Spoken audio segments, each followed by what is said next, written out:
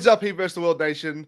My name is Heat Life. I'm with Dean today, as always, and we've got a new guest today. His name is Kay. Kay is one of the smartest basketball brains in the business. He is a Heat fanatic. He is one of my close personal friends. He is as good as they come, and he's perfect for what we're about to talk about today. Preseason's over. Welcome to Biscayne Breakdown. I do not want to talk about preseason anymore. I did 37 shows on it. We talked about Jamal Cain on every single one of them. And we haven't seen him play a second of basketball so far. That makes me happy, because if I have to keep watching him, then something might happen. I might have to, turn off the screen, not figure out what the final score is, and that's going to be bad news for everyone. Now, talking about the season, we've gotten up to a horrific start. Horrific is just one word to call it. It was awful. It's exploited exactly the problems that we thought we had. That we were thinking, preseason kind of showed us that we could have tucked a few rotations to rectify these problems, but I don't know. It's just not looked great so far. But yeah, this is our first time actually breaking down and recapping the week. So we're going to start off with the first game that we played against the Bulls. And the Bulls really took it to us, and defensively we were cowardice. We were terrible. We didn't want to guard the 3-point line, and they were missing who weren't they missing, really? They were missing Levine. They were missing Lonzo Ball, which is the heart of their offense at the end of the day. You're missing a point guard and your number one scorer, and you've just got DeMar DeRozan doing his thing out there. He dropped 37 on us, and he made us look terrible. But I want to pass it on straight away. I don't want to talk too much. D, what's going on? What happened in that first game? Kyle Lowry, that's what happened in the first game. It's plain and simple. Thickums was bad. Thickums was really bad. Bam was another bad one. Bam was another bad one. Bam couldn't buy a bucket. He missed the dunk. It was just all around bad. It wasn't defensively was bad. It was a lot of bright spots in that game, but overall they played horrible. You know what's bad? When Lowry made Bam look good. When Bam mixed 6 straight layups and dunks, he looked and I feel like it was the first game of the season. The nerves had set in. Maybe I don't feel like he was really. It wasn't full energy out there. I don't think he was wanting to play as hard as we wanted him to play, and he got out rebounded. Vucevic had 17 rebounds, by the way, 17, and we got destroyed on the boards that game. Destroyed. We only got out rebounded by 4, but it makes a big difference. Second chance points is a huge thing in the league, and when we're not guarding the 3-point line, they're just kicking it back out, and we're watching the ball go in. It's horrible. But Kate, what happened that first game? You got to tell me.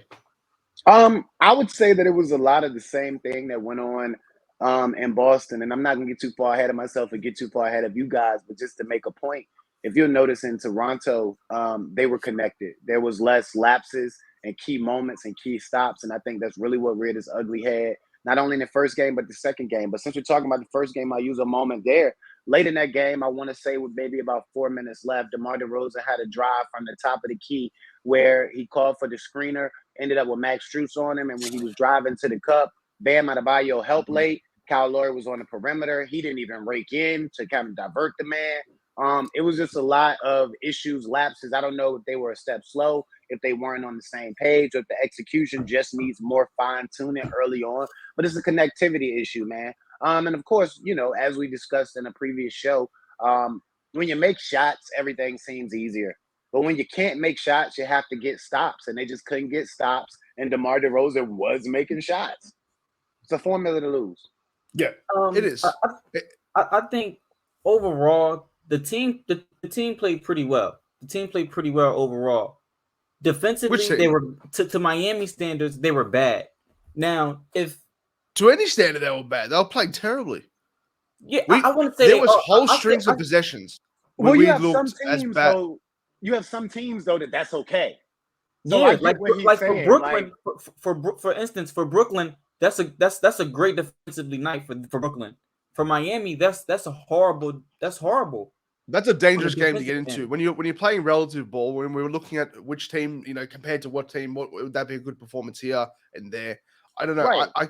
I can't get behind that and say that's a good performance. Like I expect more, and I know that comes from being a fan of this organization, and it really, it reflects as like we've had so much winning culture over the last few years that performance just cannot happen.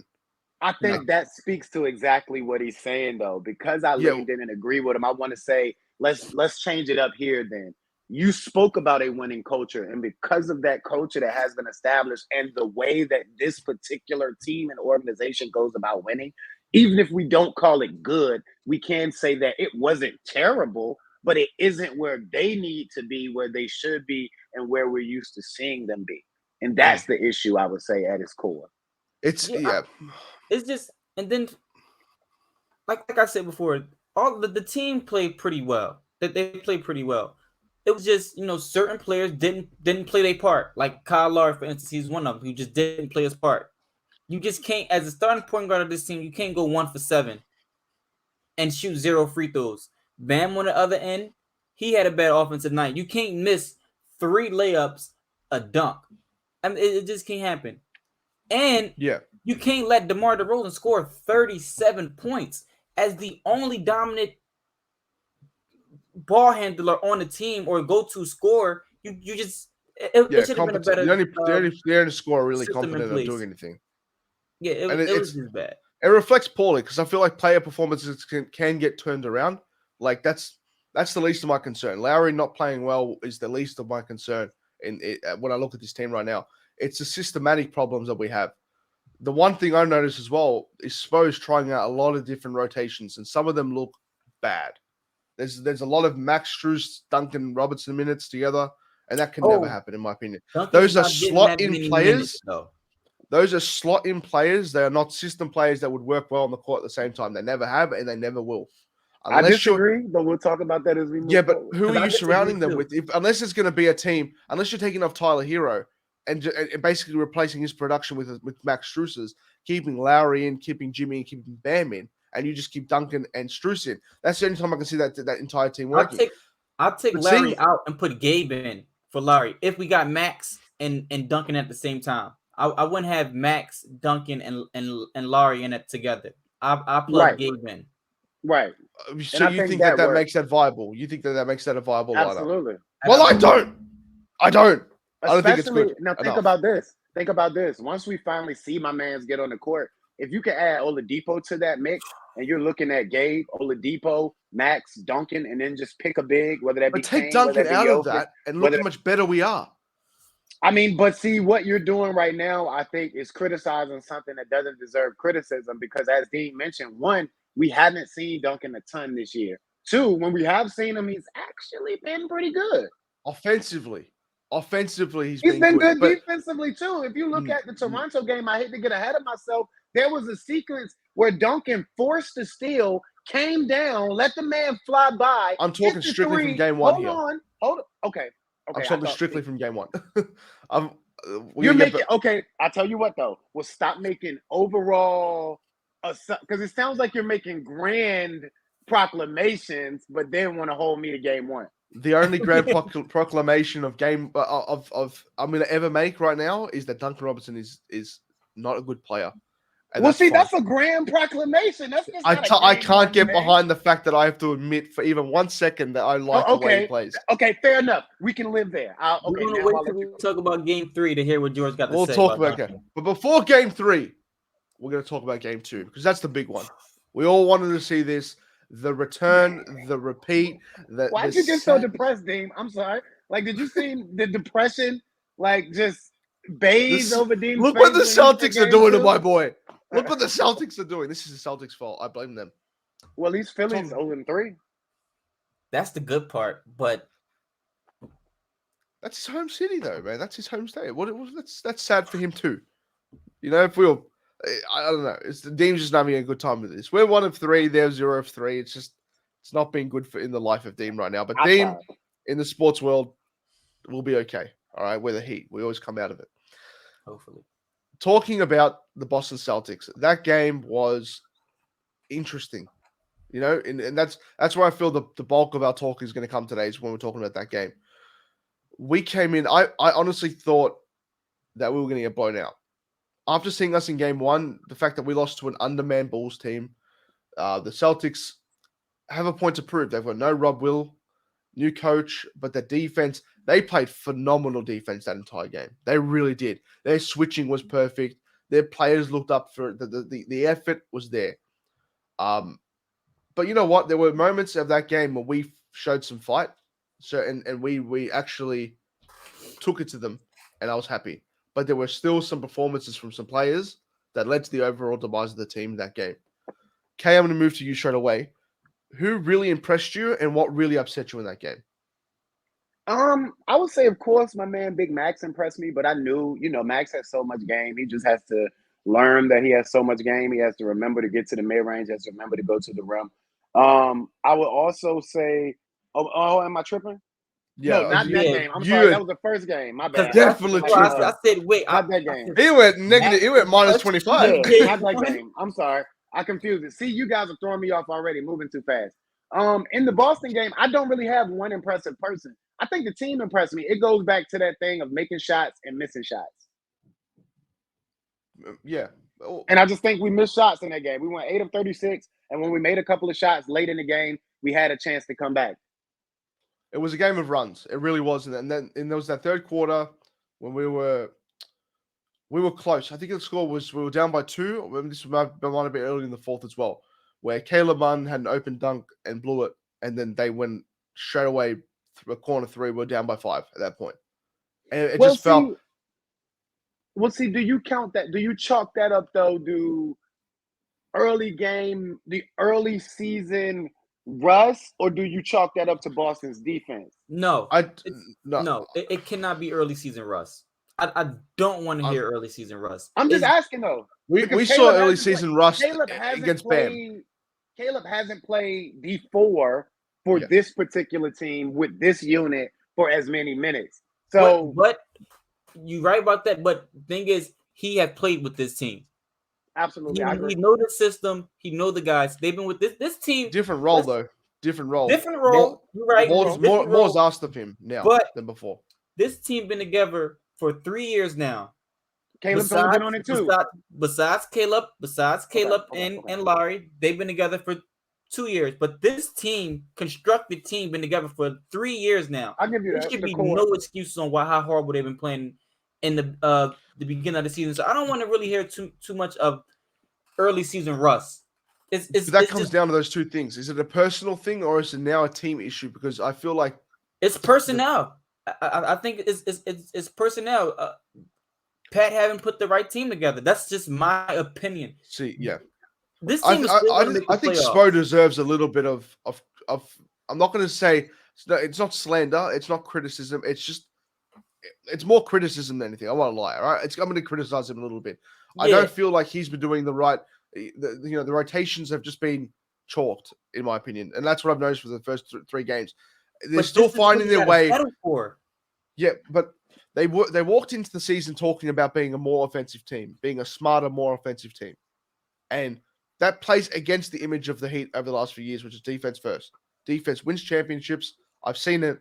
It works. And we've gone so close so many times due to our defense. Not because of our offense. Because there's other teams out there who are way better offensively than we could ever Heat always have a chance because they're going to play defense. Exactly right. But now when we are guarding the point line, we're giving up easy points, easy lanes to the basket. And by God, I just remembered, we have not talked about the worst player yet for our team. Dwayne Mother Bleep Deadman. I hate him. Get him off my team because I just had a flashback of when he not only tried to do a Kobe fadeaway and failed, he also put up a 3. It bricked instantly, and then on the defensive end, that's where he needs to earn his bread and needs to actually go to town.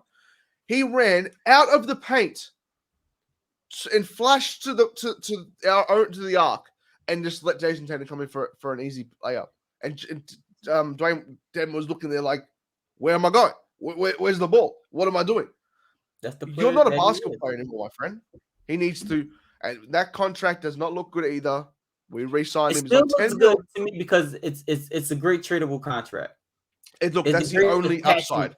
That's the only upside about signing. That is Damon called. back. Thank you, Joel. Thank you, Joel. If you haven't said, Joel is backstage doing our editing today. He's doing everything like that. He's producing. He's done a great job. Big shout out to Joel Jacob on Twitter. He's been great for us. But yeah, look, that game was close, but we didn't get close enough. I feel like Celtics just played better defense, better energy, but they couldn't stop Bam. Let's put that out there. That's the only positive from that game. Bam looked good, even though he only scored 19 points and only had 11 shots. Only had 11 shots. A player that everybody know I'm a huge Bam fan, but the player I think who impressed me the most out that game was Gabe Vincent.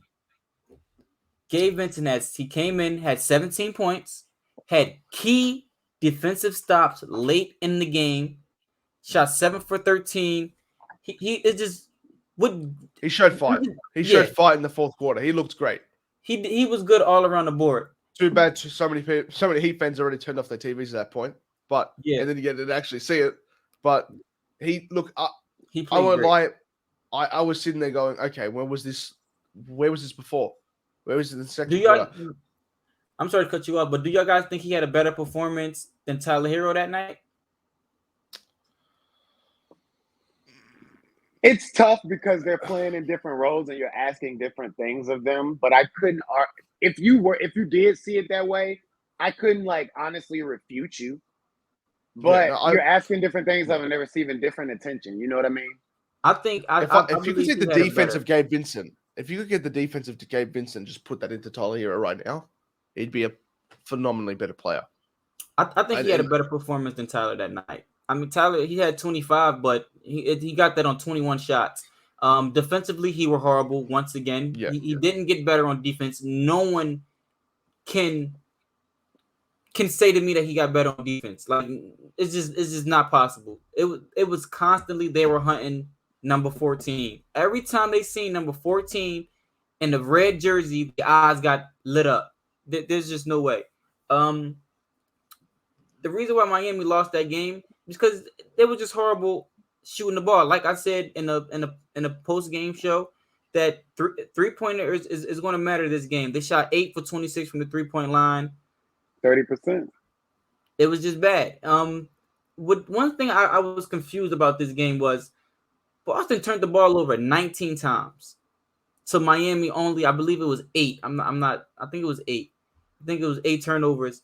And I never have I seen a team with 19 and another team with only 8 turnovers and Miami lose by, I think it was 9 they lost by. That's the story of Boston, though. Boston, when we saw them last year in the playoffs and during the regular season, that's a big thing for them. Their turnovers are one of their biggest killers.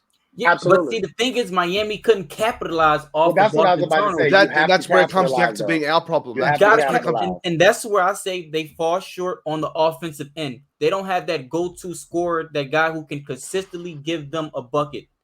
Think about this. That's my issue with the Miami offense. It's Boston too much had inconsistency. 20 turnovers. Boston had 20 turnovers. The Miami Heat had 10 turnovers. But Boston scored 23 points off of turnovers, and the Miami Heat scored 18. Wow. Yeah. That's an energy thing as well. Horrible. That comes down to a big energy thing with our team. The fact that we could doubled them there, and you still got outscored. That's why we got K on the stream. That's why we got him. K's a genius, low key genius. Come on, yo, chill out. Stop. You hyping me, man. I just love hoops. Let me do my job as I'm hyping you both up. Deem and K, fantastic. Follow them on Twitter. They can all season long and give you the best content. They really are. And Dean, don't think I've noticed. I like your tweets. You have good tweets, and you say your piece, and then as soon as you write, you post to Twitter, and I'm like, damn, he actually right sometimes.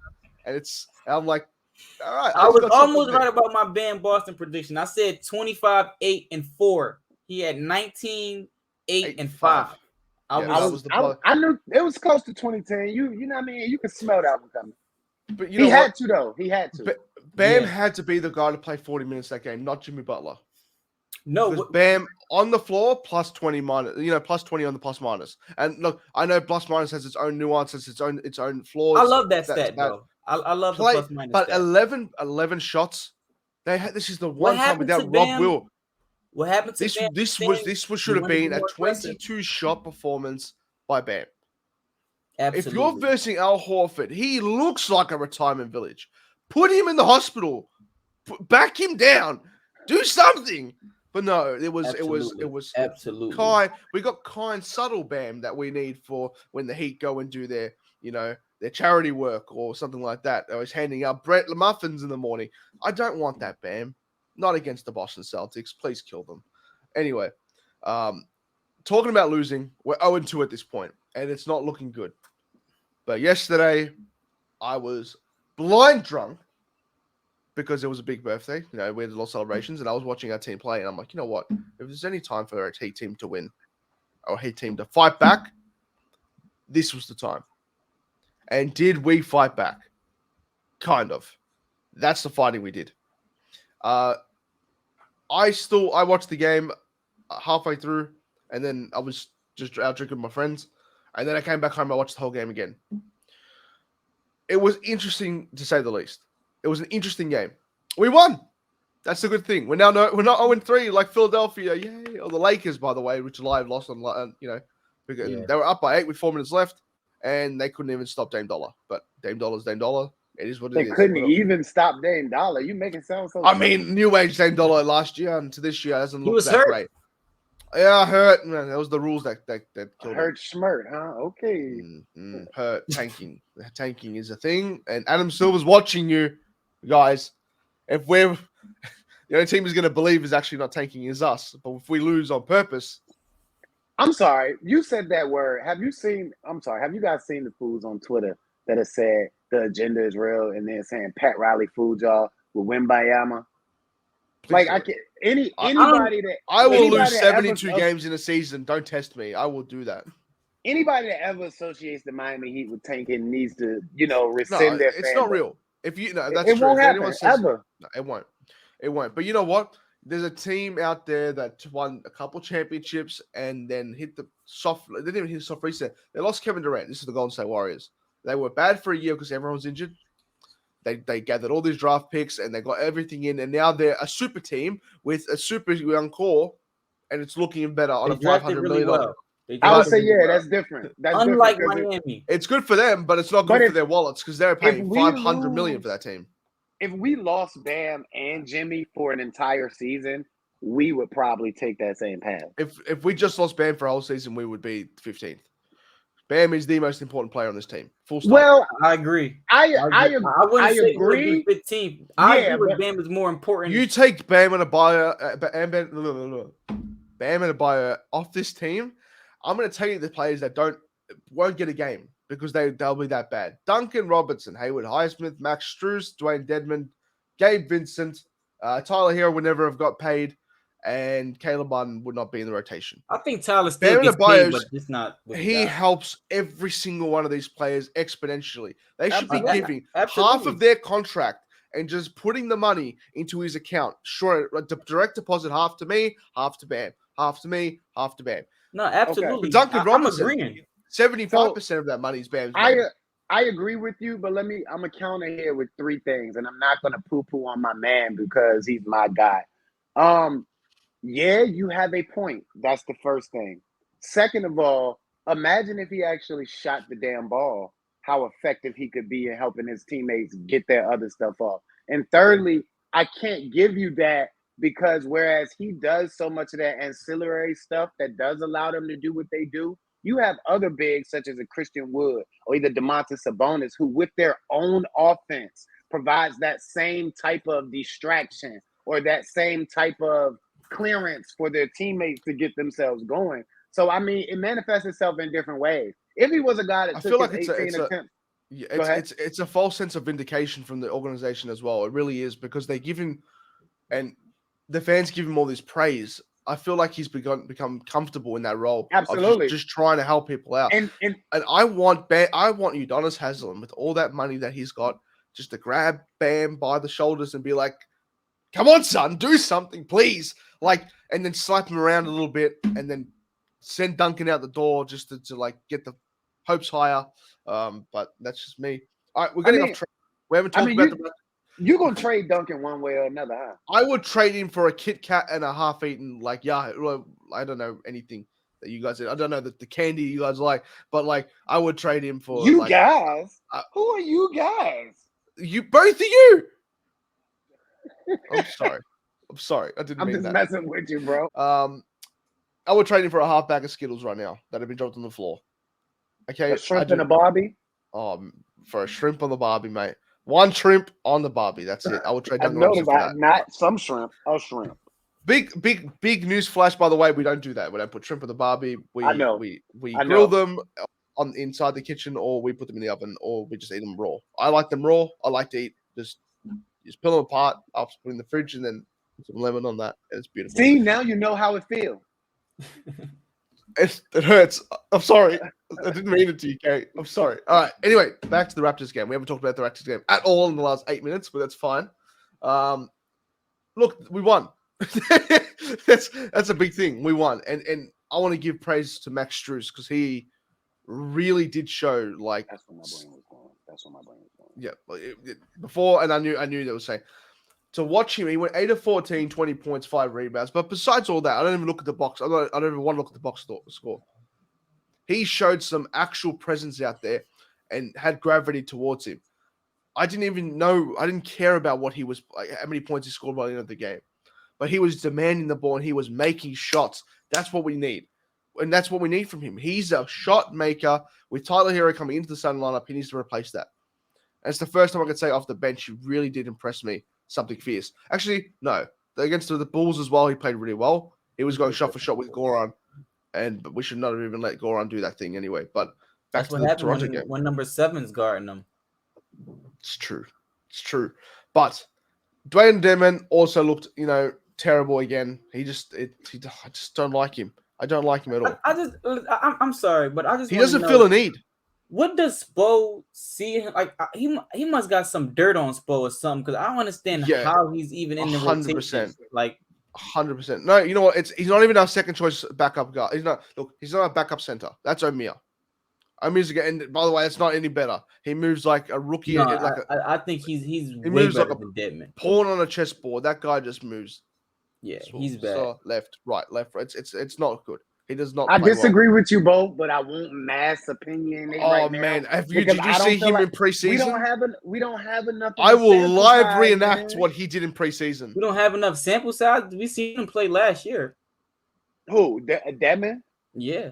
I mean, I'm talking about you 7. I'm talking about okay, well, I know when I was going both of them. You can't judge Dedmon after the knee injury because he was just a guy out there trying to give you something with a bum wheel. And I don't know if Yurtseven is a guy either because he still got cement feet. So at least Dedmon might hack you, and Dedmon does some stupid stuff out there. But Dedmon is never going to put you in a position. Well, outside of the play that you mentioned, I know it sucks because I mentioned this, and then you mentioned the play with Tatum and the wide open layup.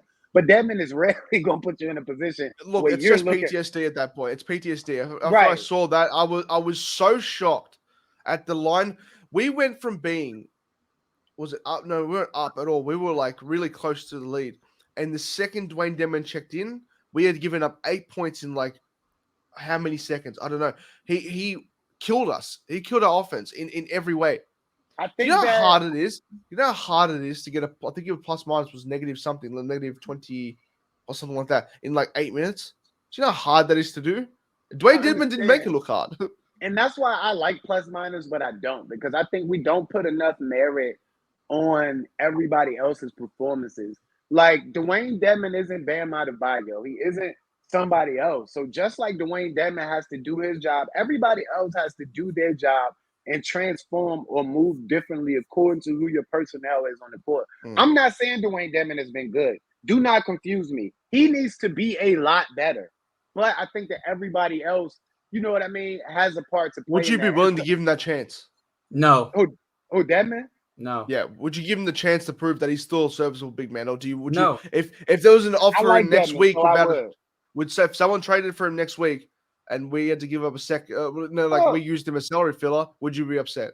Oh no, I wouldn't give up anything to move him, but I mean, you're always trying to make your team better. Yeah, that's true. That's true. Look, we're gonna stay on topic. I'm more tempered than you guys. That's all that is. Like I'm just way more tempered than, you know what I mean. I'm more tempered than a lot of people. So And I'm also not a person like when I'm wrong, I'm gonna say, hey, this dude sucks. So, I'll be fair. I'm wrong. I'm wrong a lot of the time as well. I've learned how to deal with that in my own way and be upset about it after the fact. But look, in my opinion, this is why the Toronto game for me was a bit more disappointing, even though we won. We needed Jimmy to take over a lot. And I don't want Jimmy to have to be that player in the regular season. I don't want him to have to try. I want him to just have to play. I think he deserves that 82 game break before the playoffs because that's when we need him. But he did something. He did something in this game that he didn't do it against the Celtics, which was get to the line and do it efficiently, shooting 9 for 11. So I like that a lot about him, but I don't want him to do too much in the game compared to what he did today. Why is that? Why is it that? What do you mean, why is that? Jimmy, let me say this. Why is it that Jimmy get to be the player to say, I'm not going to play as hard in the regular season because I want to play as hard in the playoffs. Yeah. Why is that? Why is it that you can have players like Ja Morant or Tatum or whoever get to play hard for all 82 games or however many games they play? Why is it that Jimmy had to be the quote unquote all-star to coast through the regular season? It's not fair. No, you should want to play hard every I was game. going to dismantle your point piece by piece then, but until you said something correct, why does Jason Tatum not have to play 82? Like, okay, this is the big thing about Jimmy. Jimmy is at the end of his career soon. It is the final chapter of his career. LeBron is awesome, and I hate the LeBron is a super freak athlete that we've never seen before. He has spent. But there should be no excuse for why Jimmy can have these bad games, and we say, he's "Oh no, it's 37. fine." He's 36. Jimmy's just coasting. He's not worrying about the regular season. He's more focused in the playoffs. No, you should want to play hard. You got to play hard every single night. Because he's the only player dropping 40-point games in the playoffs, and when we have players like Tyler Hero folding, players like Bam and Adebayo around him fault. That's why he got to play Tyler, like that. It's not Tyler Hero's fault. Tyler Hero folded last playoffs. That's what I'm saying. It's Tyler Hero. It's Bam. It's Kyle Lowry. It's their fault that Jimmy has to go score 40 because they're not doing their jobs. Tyler Hero's only averaging 12 points. That's why it Bam should be now. Averaging 14 points. Kyle Lowry's only averaging 8 points in the playoffs. So if Jimmy could average three shots a game in the regular season, I'd be happy. No, that means the team will not make the playoffs. No, because then he's delegating at that point. If you want to see Bam Adebayo and Tyler Hero look like the repeat of Kobe Shaq, you want that. So if that means Jimmy passing up every wide open shot to try and give it to Bam to get enough shots under him so he feels comfortable to shoot, please God, please let Bam shoot one day. I want Bam to shoot. I don't let him shoot a three tomorrow. Heat fans is giving Jimmy a pass to be bad in the regular season. No. I don't care about every time he has a bad game. He doesn't care about this game. He's worrying about the playoffs. No, there should be a cigar and a Cubano for him after every game. Of course, I agree with you both, but here's my thing: you shouldn't ever be bad if you're on the floor, like Deem said. I didn't say he's bad. I didn't say he's bad. He should play bad. Can I get there, brother? Of course, yes, Kay. I agree with you both. So to Deem's point, if you're on the floor, play ball. However, to your point, we know what you're going to do when the lights shine the brightest. So then just don't suit him. So to the point of having to get everybody else involved, I honestly think that's what that whole Turks and Caicos trip was about. After the preseason, right before the regular season with him and Tyler, if I'm not mistaken, they went to Turks, correct? Not sure. I think that what you're seeing is Jimmy letting Tyler establish himself as a starter. Now, a point you made earlier, Deem, was we need another guy that we can go to. In the Toronto game specifically, and Jimmy has to be better here, and I notated this all game. Jimmy has to finish, and Jimmy typically does finish. But everything before the finish in that Toronto game, bro got wherever he wanted to, when he wanted to. It was all working. And if it's all going to work, like if the game is super slow like that for him in 82 games a year, I'm not going to say 82 because we have to concede. Jimmy's not going to play 82, which is the back end of that point. We got to save a fool like Jimmy from himself. When Big Face Coffee starts making iced coffee, he's missing 35 games for promotion. I swear. If he cares so much about that coffee brand, if they ever release open up a store somewhere, that's it. He will not play a Heat game So we got to for a write that month. into his contract. You can't do that until after you retire. Okay. With that being said, I mean, a couple. If Jimmy give me 70 to 74 games a year, I'm okay with him just sitting 8 to 10 games to manage it. But that's why I said I agree with you both. Deem, if you on the floor, give me everything you got, and there are no excuses. If you bad, you bad. Yeah. Let Heat fans stop giving him excuses when he play bad. Their favorite excuse is, he's coasting. He's more worried about April. No, I was about to you say, should yeah, be worried don't about coast. Take a day off. December 15th against Sacramento too. Absolutely. If you playing versus Sacramento's important. And to that same notion, when we go back to Bam, we got to be fair. We can't give Jimmy that pass and then by the same token at the same time say shoot the ball, Bam. But then I wanted to speak there too, and that got by me because the conversation got too good. Those people that say Bam does so much, he doesn't have to shoot the ball. Those people kill me. Oh no, not you. You actually we on the same page. You said you hate those people too. No, we good. I heard you, brother. I be listening to y'all. Y'all just don't listen to me. I feel like sometimes we're misconstrued the way when talking. We are so passionate, bro, that it can come across as soon as that's the thing. How the communication is happening. I have a fatal. That's why I don't ever trip. I have a fatal flaw where it comes to if I hear someone say anything remotely wrong, I won't wait till hear if they rectify themselves in the next sentence. I will jump in, intervene straight away, and I'm going to learn to do that, not do that. I'm sorry, Kay. I apologize. Yes, you do. We're gonna. I want to stick to the Toronto game for a second. I want to finish off with two questions. All right. Is Gary Trent becoming a Heat killer because he's been doing this on the regular? No. Nah, because he hasn't beat us yet. He's getting numbers where he hasn't beat us. He hasn't beat us. So until you can get your numbers, but until you beat us, you ain't a Heat killer. But he was not entering the racks of a Terrence Ross or not yet. No. I was about to say no, because T. Ross didn't beat us. T. Ross single-handedly could destroy us. I mean, but I feel who plays for the Lakers that beat us? What's his name? I keep forgetting. Malik Monk.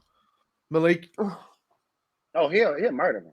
He loves to see the Heat. We obviously had told him we gonna draft you. He is the Freddy Krueger of my nightmares. He will kill me in my sleep. I swear. He always got.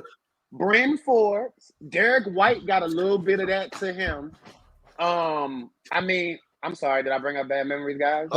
Every time y'all mention a Boston player or anything green, it just get me depressed. I hate the color green. Boston. I hate green. I hate Boston baked beans. I hate that damn leprechaun looking thing. I like something that's green, but we're not going to talk about Boston, that. The Red Sox, everything. Well, you say you can't even take a drink on St. Patrick's Day. I hate St. Patrick's Day.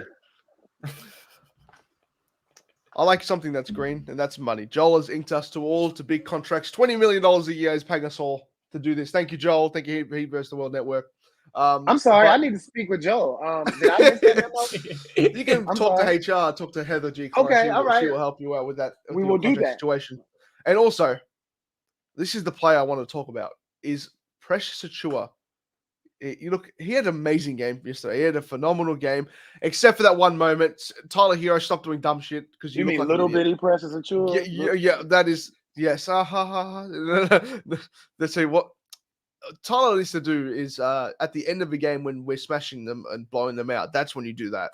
You don't do it in the middle of a game, so then he can get hot and then beat us. Listen, he went 2 for 5 from 3. He's at least shooting the 3. Was he the perfect big next to Bam this whole time? And why do you trade Kyle Lowry for him? I know why, but I don't want to. No, he wasn't the perfect big because he wants to be a 3. He has a lot of that 4 stuff to him, but he wants to be a 3. And you can't have 2 undersized bigs playing beside each other. So I like Precious Achiuwa. He could have been a Heat player. I just don't think he was the perfect big beside Bam Adebayo. I agree with you, Kay, because I was excited when we drafted him. I was excited when we drafted him. I see his potential and the way Miami developed players. At Memphis. I DM'd him on Twitter. He didn't respond to me, but I DM'd him. I was really happy when Precious became a player of this team. I was super excited. But I didn't bring my message. I don't think he really can. I mean, he had a good game, but he didn't really contribute to that much as why Miami was letting this lead slip away. I think it was more Miami bad offense is why this lead slipped. Bad defense as well, though. No, bad defense. Oh, actually, yeah. I'm gonna tell you what happened for me, and I notated it afterwards. And I try to call back, not because of course we all like to be right, so we're all gonna do that. But I try to call back because, like, to see it in real time or to know what was happening adds brevity to the moment. It was after the Caleb scuffle, and I notated it. It's like, yo, Caleb, you have to be more mindful, because what you're going to do is give them a jolt of energy or give them what they need to shift. This is what they needed. We're winning. They needed something to give them energy. And after that, what you saw happening was try hard and passion. So that same connectivity on both ends, offensively and defensively, that same connectivity, by the way, another point I wanted to bring up when we were bigging up Max, you see his slashes, like the way he was finding open lanes to the cup. Like, that's connectivity on offense. That defense that allowed us to keep Fred VanVleet, you know what I mean, 0-4 scoreless until like the mid-third. The guy had 4 fouls by the time the first half was open. Like, that connectivity is, you know what I mean, something that broke after the whole Caleb scuffle. And that's because everybody's out there on every play trying to say, okay, I'm going to kick you on this play. So, you know, it happens. Yeah.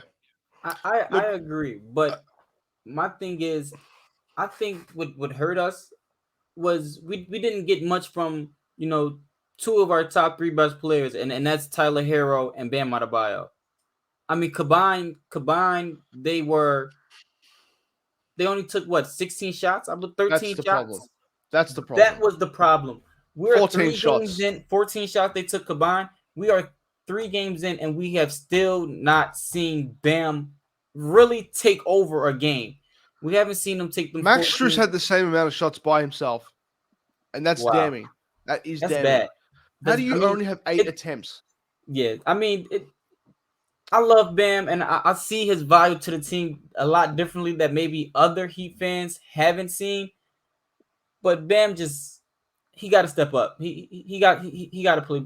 I'm not saying he got to play better because he's playing good, but he just needs that dog in him. He just needs to put the fire in his belly. It's simple, bro. Step up and play better because he is playing good. I said it for the last 2 seasons. It's simple with Bam, and if you disagree, of course, I welcome it. Bam just need to shoot the damn shots.